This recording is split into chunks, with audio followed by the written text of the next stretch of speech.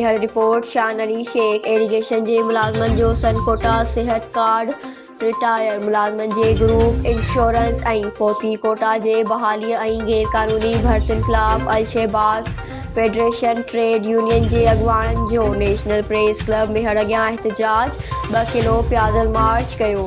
ॿिए तरफ़ irrigation Al-Shahbaz federation trade union rice canal जे अॻुवाणनि general secretary Shahban Ali Gadhi, chairman Hasan Ali Lashari, सदर सज्जाद अली खोसो, हाजी रोशन अली ब्रोही, मुनीर अहमद गोरर, मोहम्मद जुमन सांद, रियाज़ गाढ़ी, असगर चांडियो, गुलाम नबी बबर, यासीन चांडियो ऐं ॿियनि जी अॻुवाणीअ में सभई मुलाज़मन जो मेहर बाईपास खां 2 किलो प्यादल मार्च करे नेशनल प्रेस क्लब मेहर अॻियां धरणो हणी मुतालबनि जी मञता लाइ बैनर झंडा खणी सख़्त नारेबाज़ी कई।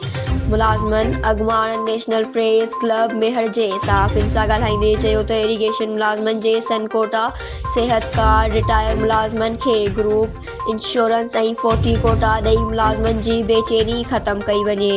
हुननि चयो त DC दादू जे मातहत गैर कानूनी भर्तियुनि खे रोकियो वञे। हुननि वज़ीर आला सिंध इरीगेशन जे सूबाई वज़ीर ऐं बस वारनि खां मुतालबो कयो त असां इरीगेशन जे मुलाज़मन जो नोटिस वठी खेसि जाइज़ मुतालबा मञिया वञनि।